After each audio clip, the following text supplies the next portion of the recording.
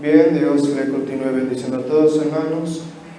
Vamos a orar para así presentarle este momento a nuestro Señor Padre, para que Él sea el que nos dirija y determine todo aquí ahora. Padre, venimos ante ti, oh Dios, venimos ante tu presencia, oh Padre, reconociendo, Dios, que tú eres bueno, reconociendo que tú eres santo, reconociendo que tú eres maravilloso, que tú eres fiel, que tú eres justo, que tú tienes grandes cosas para los tuyos, para los que te aman. Reconociendo nuestras fallas y pidiendo, Dios, que tú nos ayudes a amarte, obedecerte, a alinearnos cada día más a tus propósitos. Gracias por esta oportunidad, gracias por este día. Te rogamos, oh Dios, que sea usted hablando en nuestras vidas, transformando nuestras vidas a través de tu palabra. Danos de tu gracia, porque solo tu gracia es suficiente, Dios. Ayúdanos, oh Padre, en nombre de Jesús. Amén. Amén.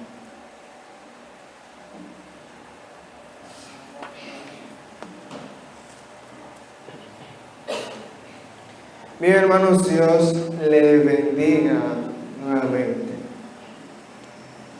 En la tarde de hoy seguimos con esta serie súper interesante de los salmos, hablando de los salmos, en esta ocasión del salmo número 30, este salmo davídico, este salmo número 30, y estaremos hablando bajo el tema Cántico de sanidad, cántico de sanidad. Y cántico de sanidad porque ese era un salmo que se utilizaba, como dice aquí, en la dedicación de la casa, pero no solamente se usaba la dedicación de la casa, y algunos creen que del templo, sino que se usó cuando los macabeos. Y se pregunta mucha gente por qué, si este es un salmo de una salud, de la salud de un individuo particular, ese individuo, David. Pero algo que tenían los judíos, que llamamos solidaridad corporativa, es que ellos aplicaban cosas de un pueblo a una persona y de una persona a un pueblo. En este caso aplican algo de un pueblo, de una persona, David, a un pueblo, al pueblo de Dios. Y ciertamente nosotros todos, su pueblo, el pueblo de Dios, hemos sido sanados, se lo dice Pedro, por su llaga hemos sido sanados por la sangre de Cristo. Y en términos de salud, en términos físicos, hemos sido sanados en uno que otro momento por la gloria y la gracia de Dios. Este salmo es un salmo de David, como lo expresa, y es una ferviente expresión de alabanza, es un salmo de acción de gracias, es un salmo de acción de gracia, y vemos por todo lado la gratitud, la alabanza, el agradecimiento de David hacia Dios. ¿Por qué? Por la sanidad, porque Dios lo libró de la muerte que lo amenazaba en una enfermedad grave. Y eso me llama la atención porque lamentablemente, hermanos, muchas veces somos sanados y no alabamos a Dios. Muchas veces pasamos por un proceso de enfermedad complicado, más complicado de lo normal, y el Señor nos sana, oramos nosotros, personas oran por nosotros, el Señor nos sana, y muchas veces no alabamos a Dios. Y reflexionando yo, pensando en mi última enfermedad, yo dije, wow, ciertamente, hermanos, lamentablemente, tristemente nos pasa, que somos sanados, pero como si nada había pasado. Dígase por nosotros pensando en la tecnología, los medicamentos, los médicos, bueno, es algo normal, pero nos olvidamos de que la gracia de Dios está detrás de todo ello. Y no solamente, hermanos, el alabar a Dios por esa bendición de ser sanado, sino también reflexionar en la enfermedad, porque ciertamente en la antigüedad se pensaba en la enfermedad y en el pecado, y poco a poco esa idea ha cambiado con el Evangelio, pero también esa idea tiene su certeza. Ciertamente Dios castiga el pecado y Dios puede castigar usando la enfermedad. Y no nos ponemos tampoco a reflexionar sobre por qué vino esa enfermedad o qué esa enfermedad puede o cómo puede esa enfermedad afectarme positivamente. Dios hablarme a través de la enfermedad. Muchas veces ese proceso de salud terrible pasa como sin pena y sin gloria en nuestra vida. Y vemos en el salmista algo distinto, algo que yo digo que debe ser nuestra actitud cuando nos enfermamos y cuando el Señor nos libera de la enfermedad. Y debe ser nuestra actitud una acción de gracias, alabanza a Dios y meditación en sus propósitos. Los versos 1 vemos: te glorificaré, oh Jehová, porque me has exaltado y no permitiste que mis enemigos se alegraran de mí. Cada uno de nosotros tenemos razones, motivos, por lo cual glorificar a Jehová. Dice ahí, porque me has exaltado. Y ciertamente, hermanos, el Señor nos ha exaltado, levantado, librado del gozo, del pecado, de la dificultad, de la enfermedad. A todos. Es decir, que todos debemos adorar a Jehová. Pero ¿de qué por qué David adoraba a Dios? Versos 2, 3, 9 y 10. Jehová, Dios mío, a ti clamé y me sanaste. Vemos que el salmista estaba enfermo. Verso 3, oh Jehová, me hiciste subir mi alma del Seol. ¿El Seol qué era? El lugar de los muertos, de una enfermedad de muerte que el salmista había sido librado. Y dice, me diste vida para que no descendiese a la sepultura. Sigue hablando de la muerte. En el verso 9 y 10 dice, ¿qué provecho hay en mi muerte cuando descienda a la sepultura? Te alabará el polvo, anunciará tu verdad. Oye, Jehová, y ten misericordia de mí. Jehová, sé tú mi ayudador. Vemos esa situación difícil de muerte que enfrentaba el salmista. Y sabemos por este salmo que en su enfermedad él clamó a Jehová y el Señor lo sanó, lo libró y no permitió que sus enemigos se alegraran de él. Además vemos en el verso 4 donde él invita a los demás a adorar al Señor. Dice el verso 4, versos 4 y 5, cantad a Jehová, vosotros sus santos, y celebrad la memoria de su santidad, porque en un momento será su ira, pero su favor dura toda la vida. Por la noche durará el lloro y a la mañana vendrá la alegría. Él invita a los demás a alabar a Dios.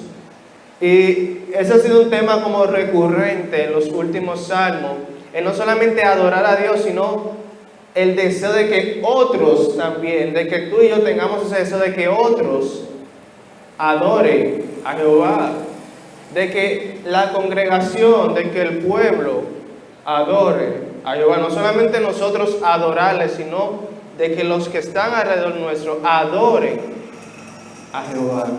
Esa es la idea que nos transmite este salmo.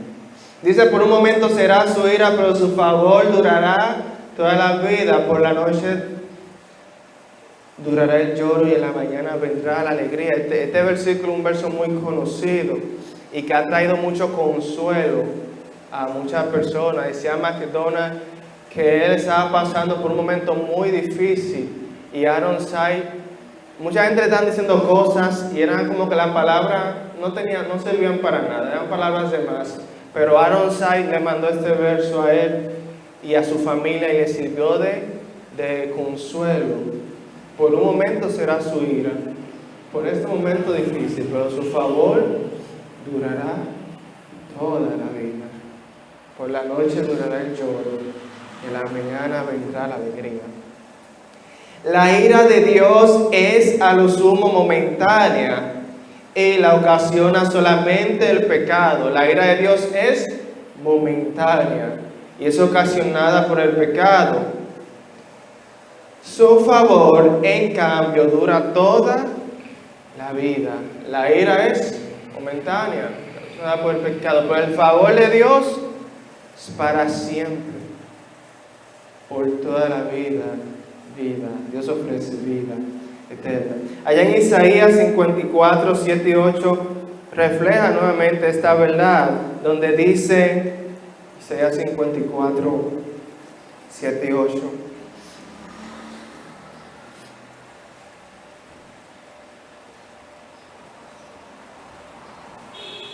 Por un breve momento te abandoné, pero te recogeré con grandes misericordias.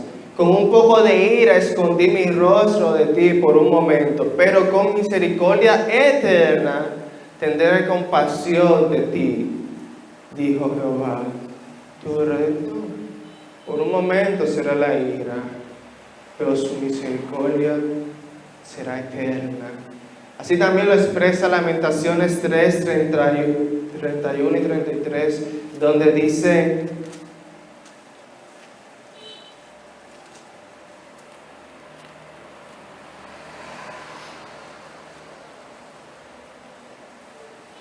porque el Señor no desecha para siempre, antes si aflige, también se compadece según la multitud de sus misericordias, porque no aflige ni entristece voluntariamente a los hijos de los hombres. Tribulación durará un momento, pero el favor de Dios, la bendición de Dios es eterna. Debemos, hermanos, meditar. Yo creo que este verso debe ser uno de los favoritos de nosotros, hermanos. Y en la aflicción recordar este verso. Así como una inyección aplicada por el doctor, la incomodidad de la ira de Dios es momentánea, pero los buenos efectos duran un buen tiempo. Permita que la ira de Dios sea su incomodidad breve, que lo advierta y lo ayude a volverse del pecado. Permita que la ira de Dios sea su incomodidad, que lo advierta y lo ayude a volverse del pecado. Dios nos ama y como nos ama, nos corrige. El que ama, corrige. El que ama, disciplina. A los padres no les gusta disciplinar, pero no es lo que les gusta, es lo necesario.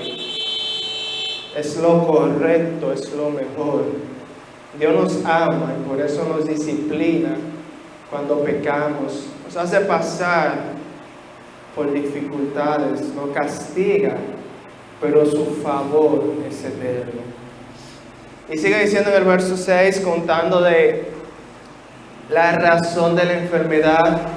En mi prosperidad dije yo, no seré jamás conmovido. Ese fue el pecado del salmista. Dice aquí, en mi prosperidad dije yo, no seré jamás conmovido. Y conocemos que el salmista, el rey David, pasó por un buen tiempo, un tiempo donde la ciudad estaba establecida, fortalecida, creciendo, multiplicándose, sus hijos creciendo. Y lamentablemente llegó la soberbia al corazón de David.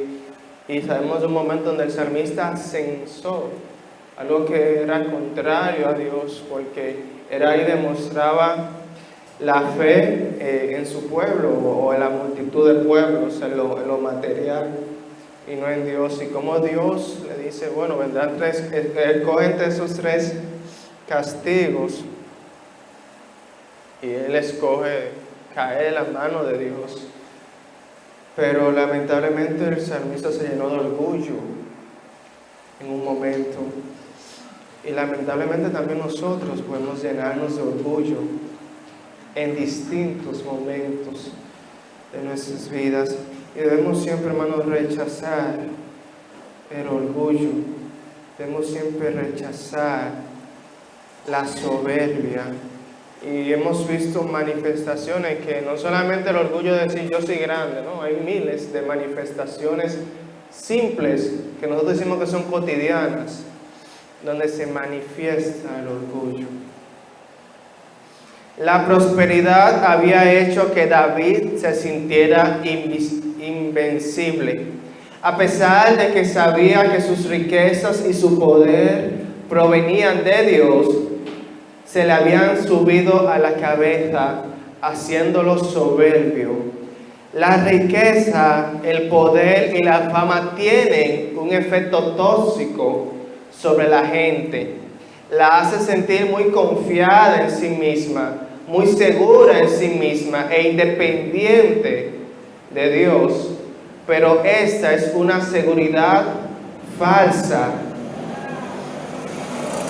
Es una seguridad falsa que se hace añicos fácilmente. No se deje atrapar por la seguridad falsa de la prosperidad. Dependa de Dios por su seguridad y no será estremecido cuando las posesiones terrenales desaparezcan. Este salmo nos invita, este verso nos invita a depender de Dios, a depender de Él, no confiar en nosotros, sino confiar en Dios, depender de Dios. Él dijo esto y Dios lo castigó, y verso 7 dice: porque tú, Jehová, con tu favor me afirmaste como monte fuerte, escondiste tu rostro, fui turbado. Aquí lo que dice, hermanos, es que nuestra fortaleza, nuestra firmeza depende de Dios. Si Dios esconde su rostro, ¿qué pasa? Caemos. Hasta el más piadoso, sin la ayuda de Dios, no es nada. Es la gracia de Dios. Es la gracia de Dios. Por la gracia de Dios somos lo que somos. Es su gracia. No a nosotros, sino a tu nombre sea dada la gloria. Ahora el salmista reconoce que por la buena voluntad de Dios fue establecido.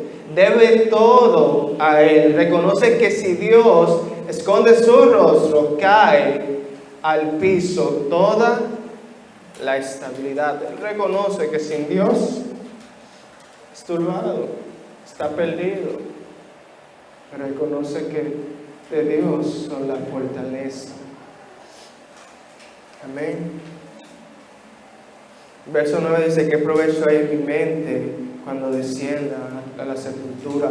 Te alabará el polvo, anunciará tu verdad. Vimos anteriormente algo similar, un razonamiento humano hacia Dios, algo similar, y más adelante hay otro razonamiento similar que hace el rey Ezequías. Pero aquí lo importante no es tanto la vida, como él pide la vida, sino que él pide la vida ¿para qué? Para alabar a Dios, el propósito final, que es alabar a Dios. Vemos como el verso 11 y 12 ya al final, él alaba, vemos la alabanza final: has cambiado mi lamento en baile, desataste mi cilicio y me ceñiste de alegría. Para David fue como la diferencia entre el llanto de un funeral y la alegría de una boda. Y dice el verso 12: por tanto, es decir, por todo aquello, oh Dios, a ti cantaré. Gloria mía, que es alma mía, y no estaré callado. ¿Cuántas veces callamos? ¿Cuántas veces callamos en lugar de adorar a Dios, hermanos? ¿Cuántas veces callamos? Jehová Dios mío, te alabaré ¿Hasta cuándo? Para siempre. Por todo el bien que Dios hizo, nunca más cesará de cantar y alabar a Dios. Nunca cesarán sus labios de alabar a Cristo en todo lugar, que todos alaben a Cristo. Hermanos, que el Señor nos ayude a tener esa actitud de alabanza continua a su nombre. Que nos ayude a siempre permanecer santos, humildes y dándole la gloria a Él. Oremos. Padre, gracias por tu palabra, porque tu palabra es buena, es perfecta, es necesaria. Dios, es maravillosa tu palabra. Yo no aplicar tu palabra, amar tu palabra, buscar tu palabra, vivir tu palabra, predicar tu palabra. Dios, ayúdanos a apropiarnos de él. Que estas palabras no caigan en el vacío, sino que sean una verdad evidente en nuestras vidas. Que sean un reflejo de nosotros. En nombre de Jesús. Amén. Amén.